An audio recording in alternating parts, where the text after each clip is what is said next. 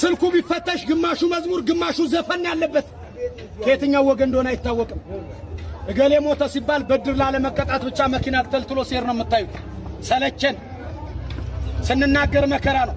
ስለዚህ አሁንም ካህናት ካላችሁ ዲያቆናት ካላችሁ በዚህ መካከል በመቃብር አፈር በሰው ላይ ትዳር ላይ ስራ ላይ ትምህርት ላይ ድግምት የምትሰሩ ልብስ የምትቆርጡ የተሰጣ ልብስ በመቀስ ወስዳችሁ በጥንቆላ የምታሰሩ ተማሪ የምታፈዙ ነጋዴ የምታከሱ ወጣቱ በረከት እንዳይኖረው የምታደርጉ ከድርጊታችሁ ተቆጠቡ። የተንገበገባችሁለትን ዓለም ጥላችሁ ትሄዳላችሁ። የጓደኛህን ሚስት አትጎትት። 2000 ብር የቤት ሰራተኛ ቀጥረህ ሲኒና ጀበና ሰብረሻል ብለህ የሰራተኛ ደሞዝ አትቁረጥ። ንስሐ ሳትገባ 200 ሺህ ብር ከፍለህ የጌታን መቃብር ለማየት በአውሮፕላን ኢየሩሳሌም አትሂድ።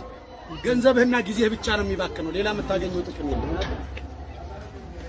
መኑ ስለዚህ በካህናት ላይ ቅድም እንደነገርኳችሁ በቤተ ክርስቲያን አባቶች ላይ በደንብ አድርገህ ስማኝ።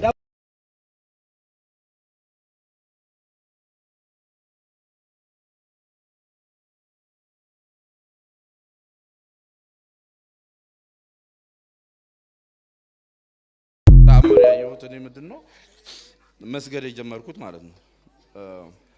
የ4 ዓመት ህፃን ልጅ አለኝ ልጄና ልክ ከስራ ገብቼ ልብሴና ወላልቄ ሶፋ ላይ ቲቪ ከፍቼ ቁጭ ብዬ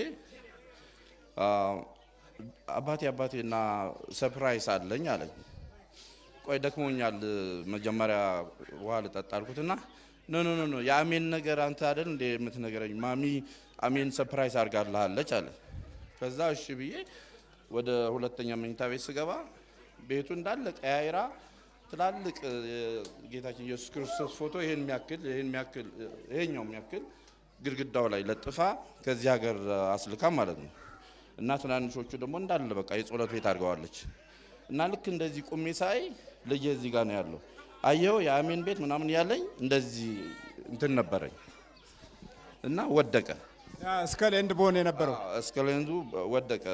ወደ 1200 ብር ነው የገዛሁት ዶላር። እና ወደቀና ከዛ ልጅ አንስቶ አየህ አላልኩ ማሚያ ተወደው ማደል ብሎ የ4 ዓመት ህፃን ልጅ ነው የሰይጣን ነው ይሄ ዳዲ ብሎ አንስቶ ወረወረው። የወረወረው ቦታ የት ነው? አንስቶ ወረወረውና ክሎዜት ውስጥ ገባ። የሷ ልብስና ጫማ ምናምን ያለበት ማለት ነው። ከዛ እጄ እንዴ መስቀል ወደቀ ብዬ ገርሞኝ አነሳውና ይሄንን አንዳንዴ ስለሚወልቅ አወለኩት ማለት ነው። እንደዚህ ሳረጋው አልወለቀም። ከዛ ነው የመሰለኝ ይሄኛው እዚህ ጋር ያለው የተበጠሰ ነው የመሰለኝ።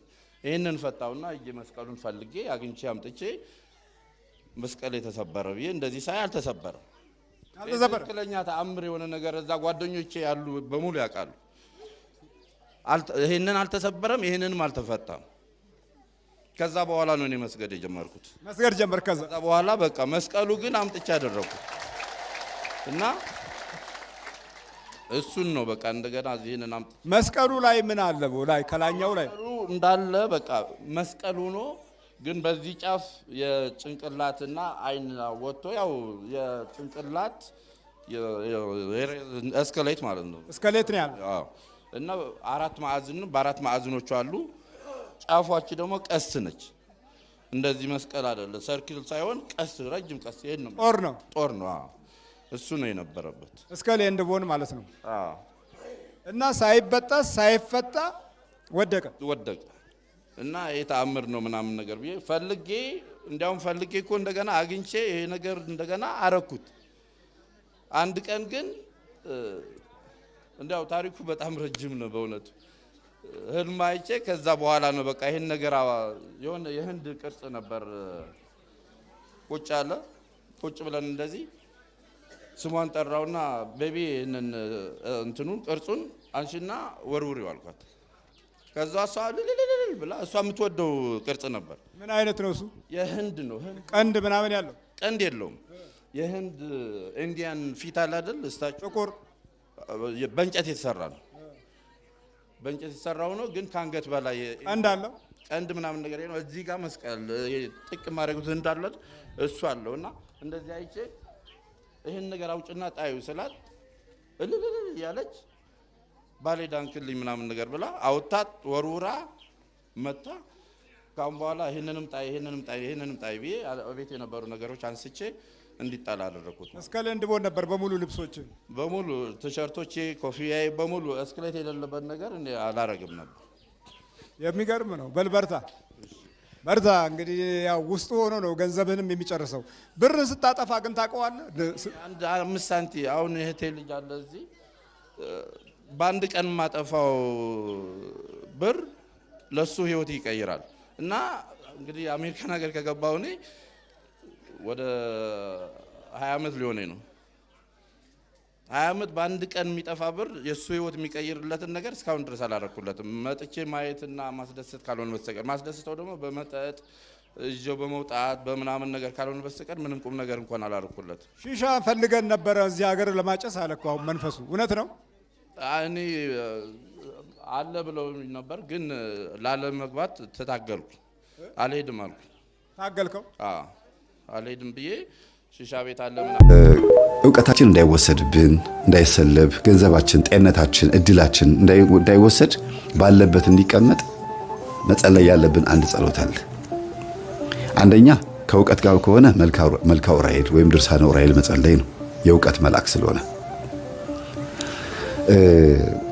የእውቀት መልአክ ነው ስንል ዝም ብሎ አይደለም። ልጆቻችሁ ትምህርት ቤት ፈተና በሚበዛባቸው ሰዓት በሚጨነቁ ሰዓት ዑራኤል ቤተክርስቲያን ሄደው እንዲጠመቁ ምንም እንኳን ቅዱስ ቁርባኑ የክርስቶስ ቢሆንም ዑራኤል ቤተክርስቲያን ሄደው አስቀድሰው ቆርበው ቅዳሴ ጸበል እንዲጠጡ ማድረግ ከእውቀት ጋር የተገናኘ ማንኛውም አይነት ነገር ሲያነቡ ምንም ሲሉ የዑራኤልን ጸበል እየጠጡ እቤታቸው ላይ ያርጉ የተጠመቁ በመልካም መልኩ መኖር እውቀትን ያሳድጋልም ያጸናልም። አይወሰድብንም፣ አይሰለብብንም። የመርሳት ችግርን ሁሉ ያስወግዳል። በርሜል ቅዱስ ጊዮርጊስ በዚህ አጋጣሚ ልናገር እንፈልገው የአእምሮ ዝግመት ችግር ያለባቸው የሚጠል በሽታ ያለባቸው ሰዎች ሄደው ቢጠመቁ መልካም ነው። ብዙ ሰው ሲድን አይቻለሁ። ይሄን እንደ ምስክርነት ነው የምሰጠው። በጣም ብዙ ሰው እንደ አንድ መረጃም ጭምር ነው። እሺ ሌላው ሀብት ንብረቶቻችሁ እየወደሙ እየተሰለበባችሁ ልክ እንደ ዕውቀት እየጠፋባችሁ ከሆነ ሀብት ንብረቶቻችሁ ልጆችም ጭምር ማለት ነው መልካ ሩፋኤል ነው የሚጸልየው። መልካ ሩፋኤል በቃ በእርግጥ አባካኝ ሆነን እኛ ገንዘቡን እንደፈለግን እየመዘዝን ሰይጣን አባከነብኝ ማለት የለብንም። ግን ምኞቶቻችንና ፍላጎቶቻችንን ሰብስበን መቀመጥ የምንችለው መልካም መልኩን ስንጸልይ ነው። በየቀኑ ጣፋጭ የሚበላ በየቀኑ ልብስ የሚገዛ በየቀኑ በየጊዜው በየሳምንቱ አዳዲስ ልብሶችን የምትገዛ ወይም ደግሞ ሁሉ አማረሽን ገበያ አታውጣት አይነት ነገር ከሆነ ያን ስሜት የሚያመጣው መንፈስ በመልካም መልኩ ነው የምንመታው። በድርሳኑ ነው የምንመታው። የሩፋኤልን ጸበል በመጠጣት ነው። ለሁሉም መላእክቶች የራሳቸው የተሰጣቸው ነገር አለ፣ ጤንነታችሁንም ጭምር ማለት ነው። ሌላው የዛር መንፈስ ብዙ ጊዜ ግብር እያስገበረ ካስቸገረ፣ ለምሳሌ ደም እያስደማ በፔሪየድ ሊሆን ይችላል። ወንዶች ደም እያስቀመጣቸው ሊሆን ይችላል። ነስር እየነሰራቸው ሊሆን ይችላል። እየተደባደባችሁ ደማችሁ እየፈሰሰ ሊሆን ይችላል። እንደገና ደግሞ ቁስል እያመጣ ከክበከክ እያረገ ህመም እያመጣ ግብሩን የሚፈልግ የቤተሰብ የዛር መንፈስ አለ። ብዙ ጊዜ በሽታ የለዋወጠ ቤት ውስጥ የሚያንከባልል ሊቀ መላእክት ቅዱስ ገብርኤልን ጥሩት። መልካም መልኩን ጸልዩ፣ ድርሳኑን ጸልዩ፣ ጸበሉን ተጠመቁ። ይሄ በድርሳን በመጽሐፈ ሄኖክ ላይ ስልጣን ተሰጥቶታል። ለሁሉ መላእክት ስልጣን ተሰጥቷቸዋል። በእባቡ ላይና በጊንጡ ላይ ማለት በዛሩ ላይ ሾም ያለው ተብሎ የተባለው ማን ነው? ቅዱስ። ሁሉም እኮ ዛሩ ያባረራሉ፣ ግን ይሄ ስልጣን ድርሻ አለው የራሳቸውና ቃልቻውን ይሄ ጨሌ ምናምን የሚባለው ነገር በሙሉ ብትንትኑን የሚያወጣው ቅዱስ ገብርኤል ነው።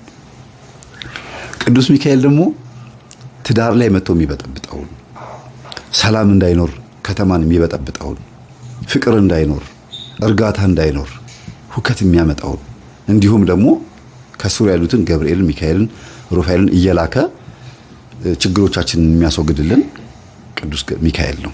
የገዳማውያን አባቶቻችንን የመናንያንን የመነኮሳትን ስጋ ፍትወት ሲመጣባቸው ስክን የሚያደርግላቸው የሚያበርድላቸው በስግደት በጾም በጸሎት እንዲበረቱ ሰዓቱን ጠብቀው ተነስተው እየቀሰቀሰ 9 ሰዓት ላይ እንዲጸልዩ የሚያደርግ ሌሊቱን ሙሉ በጸሎት እንዲተጉ በገዳም የመጽናት የመታገስ አንድ ነገር የመቻል የመቋቋም ቻሌንጅ የማድረግ ስልጣን የሚሰጥ ቅዱስ ሚካኤል ነው። በጣም በጣም ታጋሽ ግን ዝም ይላል። ሚካኤል አርመመ ወገብርኤል ተደመ ነው የሚለው ወረቡ ራሱ ሲወርቡ አባቶቻችን። ሚካኤል ታገሰ፣ ዝም ማለት ጸጥ አለ። አርመሞ ማለት ዝምታ ማለት ነው።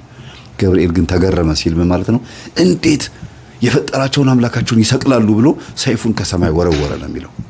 የቤተ መቅደስ መጋረጃ ለሁለት ተከፈለ ከሚለው ጋር ማለት ነው ሲያያዝ ምንድነው የሚካኤል ትልቁ በቃ በጣም ለየት ያለ ባህሪው መልአካዊ እርዳታው ለኛ መልአካዊ እርዳታው ጸባይኛ ያደርጋል። በጣም ትህትና ያላቸው ሰዎች ብዙ ጊዜ ከቅዱስ ሚካኤል በረከት አግኝተዋል። በተክሊል ተጋብተውም የሚበጣበጡ ባለትዳሮች ካሉ ጸልዩላቸው በመልካ ሚካኤልና በድርሳነ ሚካኤል። በቁርባን ተጋብተው በተክሊል ተጋብተው ቤት ውስጥ ብጥብጥ የሚያደርጋችሁ ሰው ካለ ያወቃችሁትም ሰው ይኖር ያላወቃችሁትም ሰው ይኖር አጋልጥም በሉት። ከዚህ ቤትም አጥፋ ሚስጥሩን ግለጥልን ካላችሁት ያወጣል። ሰላም ነው የሚፈልገው ቅዱስ ሚካኤል ባለበት ቦታ ላይ እርግጥ ፍሎ ይሄ ደስ የሚል እንዴት ነው አንዳንድ ወንዝ ቦታ ላይ የሚሄዱ ሰዎች እኮ ውሃው ሲወርድ ሲያዩት ደስ ይላቸዋል አይደለም? በጣም እየተገላበጠ የሚመጣ ውሃ እኮ እንዴ ብላችሁ ነው የሚሸሹት። እና ረጋ ያለ ነገር ነው እና ጥልቀት ያለው ውሃ ከላይ ረጋ ያለ ነው። ፍሬ ያዘ የስንዴ ዘለላ ይላሉ አባቶች፣ አንገቱን ይደፋል። ትትና ያለው ሰው ዕውቀት ያለው ሰው ዕውቀቱ መንፈሳዊ የሆነ ምግባሩ ከዕውቀቱ ጋር ከመንፈሳዊት ጋር ያስተሳሰረ ሰው ትትና ያለው ለማለት ፈልገው ነው። እና ብዙ ጊዜ እንደዚህ አይነት ነገር ካጋጠማችሁ መልካ ሚካኤል ጸልዩ፣ ከቅዱስ ሚካኤል ጋር ተቀራረቡ። የመቅበዝበዝ የመጨነቅ ዝም ብሎ የመፍራት ማታ ማታ የመባተት ካለ መልካ ሚካኤል ጸልዩ ወይም ድርሳነ ሚካኤል ጸልዩ። እንደገና ደግሞ ቅዥ ያለ ንግግር ቶሎ ቶሎ የመለፍለፍ ከተናገራችሁ በኋላ ዋጋ የሚያስከፍል ቃላት ከተናገራችሁ በኋላ ዋጋ ከፍላችሁ በቃ ብዙ ትንሽ ከገባችሁ መልካ ሚካኤል ጸልዩ። ሰከን ብዙ ማዳመጥን ትንሽ መናገርን ያስተምራል ይባላል ቅዱስ ሚካኤል። ስትናገሩ ድምጸታችሁ ራሱ የተስተካከለ ይሆናል። የተገራ ንግግር ይሆናል። ሰው የሚያስደነግጥ ሳይሆን ሰውን የሚስብ ይሆናል። እርጋታ ያለው ንግግር ብዙ ጊዜ ሰዎችን ይማርካል ይባላል። እነዚህ የመሳሰሉ አካባቢዎች ያሉትን ነገሮች ቅዱስ ሚካኤል ሰዎችን ይመግባል፣ ያገለግላልና ከበረከቱ ከእርዳታው ከዚህ እርዳታው በረከት እናገኝ ዘንድ መልካ ሚካኤልን ጸልይ። ሌላው ደግሞ በህይወታችን ውስጥ አንዴ ለቅሶ፣ አንዴ ደስታ፣ አንዴ ሐዘን፣ አንዴ በቃ ድብልቅልቅ ያለ ነገር የምትኖሩ ከሆነ ጨራው አልጨበጥ ያላችሁ ላይፍ የተዘበራረቀ ጨለማና ብርሃን ከተፈራረቀባችሁ መልካ ራጉኤልን ጸልዩ።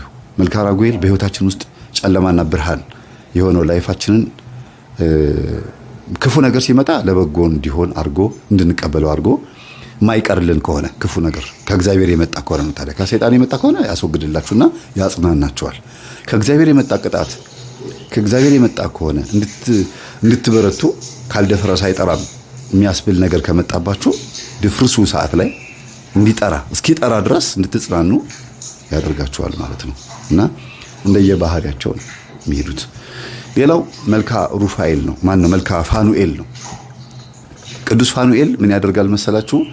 እጅግ በጣም የሚገርማችሁ በረሃብ በርዛት ሰዎች እንዳይሞቱ ያግዛል እና ገንዘባችሁን ለተራቡ ሰዎች እንድትሰጡ የመገፋፋት፣ ለታረዙ ሰዎች እንድታለብሱ፣ የታሰሩት እንድትጠይቁ፣ ምስኪኖችን እንድትረዱ፣ ድሃዎች እንድትረዱ ብቻ አይደለም ድሃ እንድታስጠጉ፣ ኑሯችሁ ሐሳባችሁ ሁሉ ከነሱ ጋር እንዲሆን የማድረግ ኃይል አለው እና ብዙ ጊዜ ቅምጥል ህይወት ካላችሁ ጥሩ አይደለም።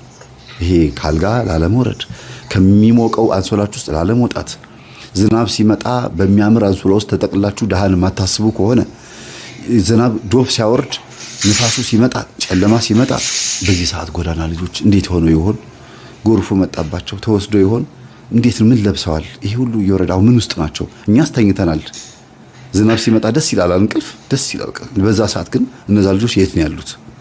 ምን እያደረጉ ነው? እንቅልፍስ ወስዷቸዋል ብሎ ማሰብ የማይችል ጭንቅላት ካላችሁ እንግዲህ መልካ ፋኑኤልን መጸለይ ነው። መልካ ፋኑኤል ስትጸልዩ ለተራበት አበላላችሁ ገንዘባችሁን በዚህ መልኩ ትንሽ እንዲባረክ ታረጉታላችሁ። እመቤታችንን በቤተ መቅደስ አምጥቶ መና ሲመግባት የነበረ እስራኤልንም መና እንዲመግባቸው ቅዱስ ሚካኤል ሲልከው የነበረው ፋኑኤልን ነው፣ ቅዱስ ፋኑኤልን ነው። ከዚህ ከምግብ ጋር በተገናኘ ብቻ ሳይሆን የነፍስን ምግብ ራሱ የነፍሳችን ምግብ እንድንበላ ለቅዱስ ቁርባን እንድንበቃ ሁሉ የመገፋፋት ኃይልም አለው ቅዱስ ፋኑኤል። ቅዱስ ሳቁኤልና ቅዱስ አፍኒን ደግሞ የሚባሉ ሁለት መላእክቶች አሉ። ብዙ ሰው ማያውቃቸው ስዕላቸውን ብዙም አታውቋቸውም። አንድ ሰዓሊ ሲስላቸው አይቻለሁ፣ ቅዱስ ሳቁኤልና ቅዱስ አፍኒንን።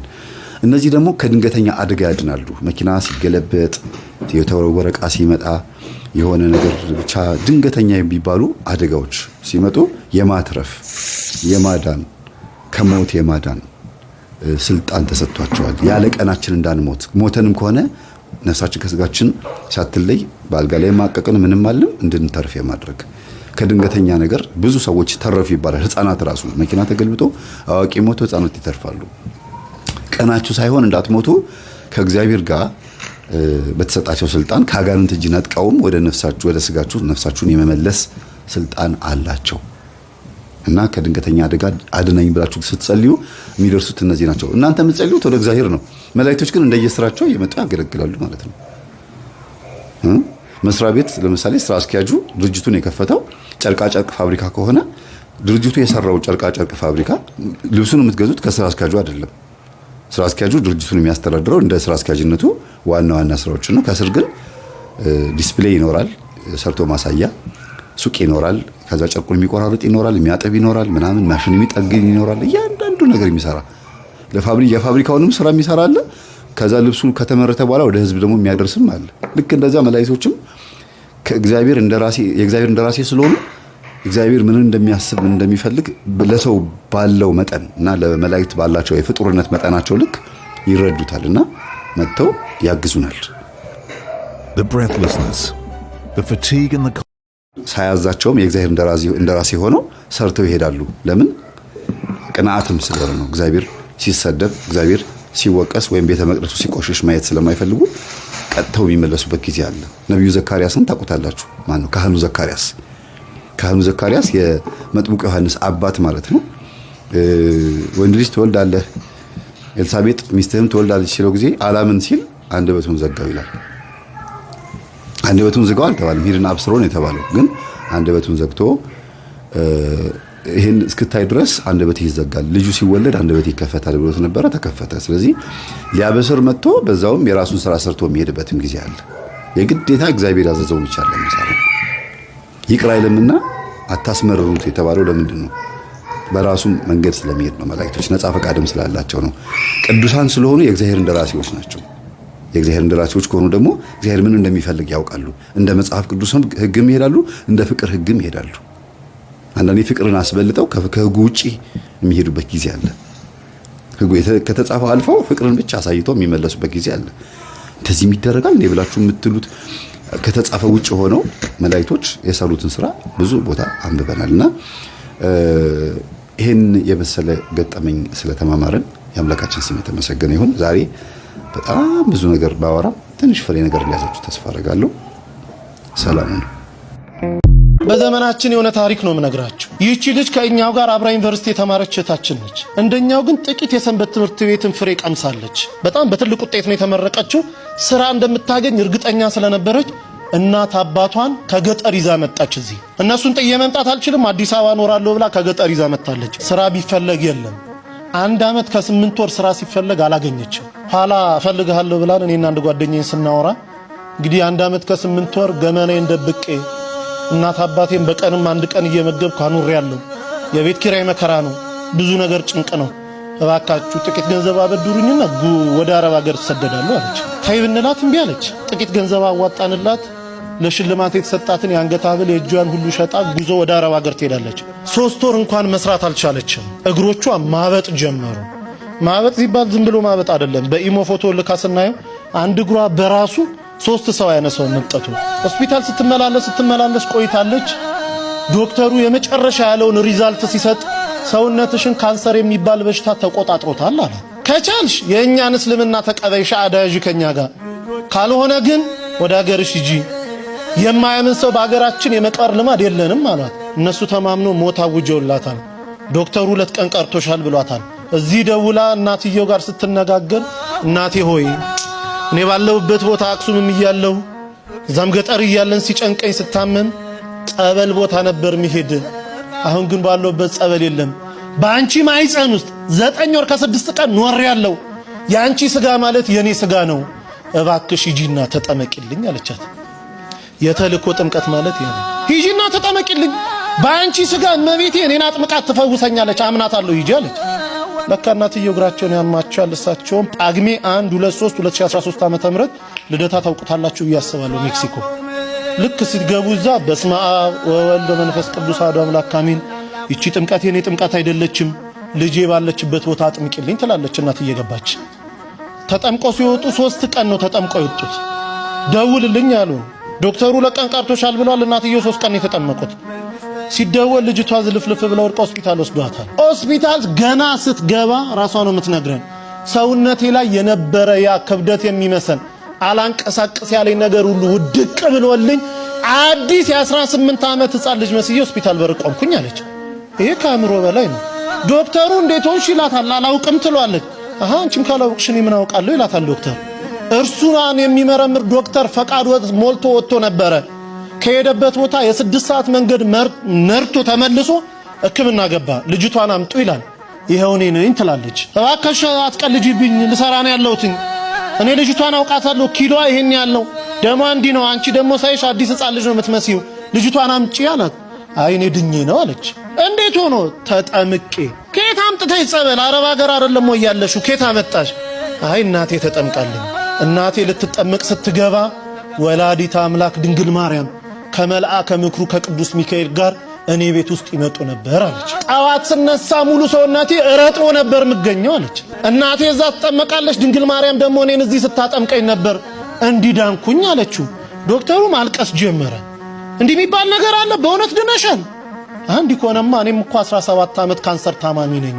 በቀን 2 ኪኒንና 3 መርፌ እየተወጋው ነው 17 ዓመት የገፋሁት። እባክሽ ሀገርሽ ውሰጂኝ፣ አንቺ ምትያት ሴት ካለች እኔንም ታጥምቀኝ አለ። ያው እንግዲህ ታውቃላችሁ እሷ መምጣት አትችልም። እዚህ ደውላ ከኛ ጋር አገናኘችው። ሰውዬው እዚህ የገባው ሐሙስ 10 ሰዓት ላይ ነው ማታ። አሁን ወስዳችሁ ካላጠመቃችሁኝ አለ። ብንለው ብንሰራው በፍጹም። በኋላ ተደውሎ በአረበኛ የሆነ ነገር አለችው። ተረጋጋ። ለሊት 9 ሰዓት ላይ ተነስቶ ውሰዱኝ አለ። ስንሄድ ቤቱ ተዘግቷል። ገና በር ላይ ካህኑ እየከፈቱ ነው። አብሮ ገባ። ንባባቱን ደሞ ዕጣኑን አንድ ላይ ተደርጎ ውስጥ ከሰማ በኋላ የመጀመሪያ ተጠማቂ ሆኖ ገባ። እንደገባ መጮን ይጀምራል። ሲወጣ ሆስፒታል ውሰዱኝ አለ። ኧረ እባክህ እንደው ቢያንስ 1 ሱባኤ ሳምንት ተጠመቅ። በፍጹም። ከዛች ሴት ጋር ሳወራ እኔ ቤት ውስጥ ይሸተኝ የነበረው ሽታ አሁን እዚህ ቦታ ሸቶኛል። እሷ ስታወራ ሁሌ የሚመጣው ሽታ እኔ ጋር አለ። እባካችሁኝ ውሰዱኝ። ከውስጥ የጥቁር ነገር እየጮኸ ሲወጣ ይቻለው፣ እንደ ጉም ደመና ወጥቶ ሲወጣ ይቻለው፣ ውሰዱኝ አለ። ሆስፒታል ተወሰደ። ምርመራውን ጠበቀን። ሲመጣ ካንሰር የሚባል የለብህም ተባለ። አላምንም ኢትዮጵያውያንን አለ። ዶክተሮቻቸው እንዴት ናቸው? 17 ዓመት የተያዝኩትን እንዴት የለም ትሉኛላችሁ አለ። አይ አገሬ ሄጄ ይመረመራለሁ። ሄዶ ሲመረመር የለብህም ተባለ። አሁን ግብጽ ቤተክርስቲያን እዛው ተጠምቆ ሚስቱም 3 ልጆቹን ተጠምቆ ያገለግላሉ።